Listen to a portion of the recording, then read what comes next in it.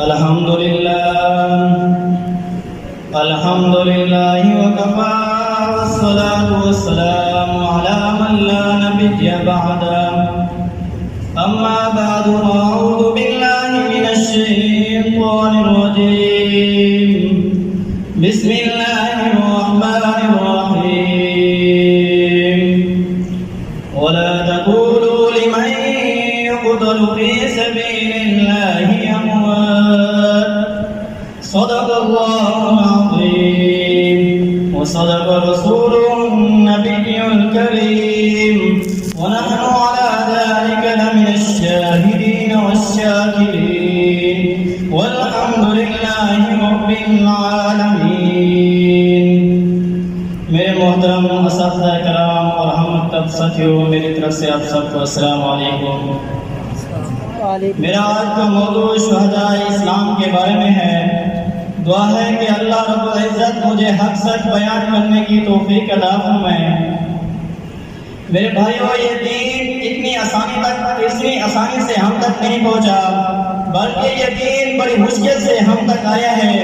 اس کے پیچھے میرے آقا علیہ السلام اور صحابہ کرام نے بہت بڑی قربانیاں دی. اسلام کی تاریخ غازیانہ اسلام سے بھری پڑی ہے. شوال کے مہینے میں 6 تاریخ کو جب غزوہ احد کی جنگ کا اعلان ہوا تو صحابہ کرام اور غازیانہ اسلام نے بڑے بہادرانہ کارنامے دکھائے. اس میں بہت سے صحابہ کرام نے جام شہادت نوش کیا. خود سرور دو عالم فخر الکونین حضرت محمد صلی اللہ علیہ وسلم کے دانت مبارک بھی اس جنگ میں شہید ہوئے تھے. ان کے چچا جناب امیر حمزہ بڑی بہادری اور باجگری سے لڑے اور شہادت کے رتبے سے سرفراز ہوئے. ان کو میرے آقا علیہ السلام نے سید الشہداء یعنی شہیدوں کے سردار کا لقب دیا. میرے بھائیوں، حضرت حمزہ کو بے دردی کے ساتھ شہید کیا گیا، یعنی ان کے کان، پیر، ناک، حتیٰ کہ جسم کے ٹکڑے ٹکڑے کر دیے گئے. جب میرے آقا علیہ السلام نے ان کو اس حال میں دیکھا تو بہت غم زدہ ہوئے اور فرمایا، اے میرے چچا، اگر اللہ نے مجھے ان کافروں سے فتح نصیب کی تو میں ان میں سے 70 آدمیوں کو اس طرح کاٹوں گا جس طرح تیرے جسم کے ٹکڑے ٹکڑے کیے. میرے بھائیوں، اس وقت اللہ تعالیٰ نے قرآن مجید کی آیات نازل فرمائی اور فرمایا، وَإِنْ عَاقَبْتُمْ فَعَاقِبُوا بِمِثْلِ مَا عُوقِبْتُمْ بِهِ وَلَئِنْ صَبَرْتُمْ. میرے بھائیوں، حضرت حمزہ کو بے دردی کے ساتھ شہید کیا گیا، یعنی ان کے کان، پیر، ناک، حتیٰ کہ جسم کے ٹکڑے ٹکڑے کر دیے گئے. جب میرے آقا علیہ السلام نے ان کو اس حال میں دیکھا تو بہت غم زدہ ہوئے اور فرمایا، اے میرے چچا، اگر اللہ نے مجھے ان کافروں سے فتح نصیب کی تو میں ان میں سے 70 آدمیوں کو اس طرح کاٹوں گا جس طرح تیرے جسم کے ٹکڑے ٹکڑے کیے.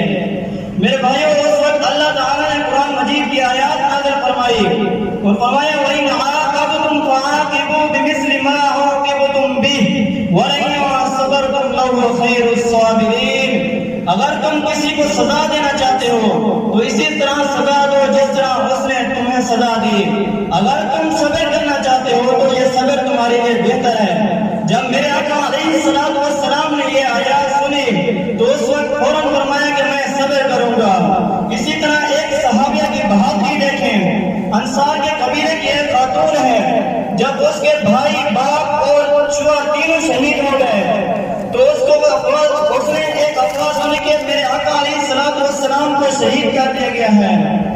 تو وہ مدینہ سے چلی کہ میں جاؤں حضور صلی اللہ علیہ وسلم کی خیریت کی خبر معلوم کر رہا ہوں. راستے میں جاتے تو کسی آدمی نے اسے کہا کہ تیرا باپ شہید ہو گیا ہے. تو اس نے کہا، مجھے ایسی فکر نہیں، میرے آقا علیہ السلام کے بارے میں بتائیں کہ وہ کیسے ہیں. اسی طرح اور راستے میں گئی کہ کسی آدمی نے اسے پھر کہا کہ تیرا بھائی شہید ہو گیا ہے. تو اس نے کہا، مجھے ان کی فکر نہیں، مجھے میرے آقا علیہ السلام کے بارے کہ وہ کیسے ہیں. ادھر سے میرے آقا علیہ السلام بھی قریب پہنچ جاتے ہیں تو اس نے اس عورت کو کہا کہ وہ دیکھیں میرے آقا علیہ السلام آ رہے ہیں. جب اس عورت نے میرے آقا علیہ السلام کو دیکھا تو وہ صحیح سلامت تھے. تو انہوں نے کہا، جب میرے آقا علیہ السلام صحیح سلامت ہے تو یہ تمام غم، یہ تمام تکلیفیں مجھے برداشت ہیں، یہ تمام غم معمولی ہیں. یہ دیکھو صحابہ کرام شہادت کے لیے تڑپتے تھے، صحابہ کرام تو ہر وقت یہ دعا کیا کرتے تھے اللہ رب العزت سے کہ اللہ ہمیں بھی موت دینا تو شہادت والی موت دینا. دعا ہے کہ اللہ رب العزت ہمیں بھی شہادت والی موت عطا فرمائے. آخر میں شعر عرض کر کے اجازت چاہوں گا. لے شوق سے نام صحابہ کا، لے شوق سے نام صحابہ کا، کر چچا عام صحابہ کا.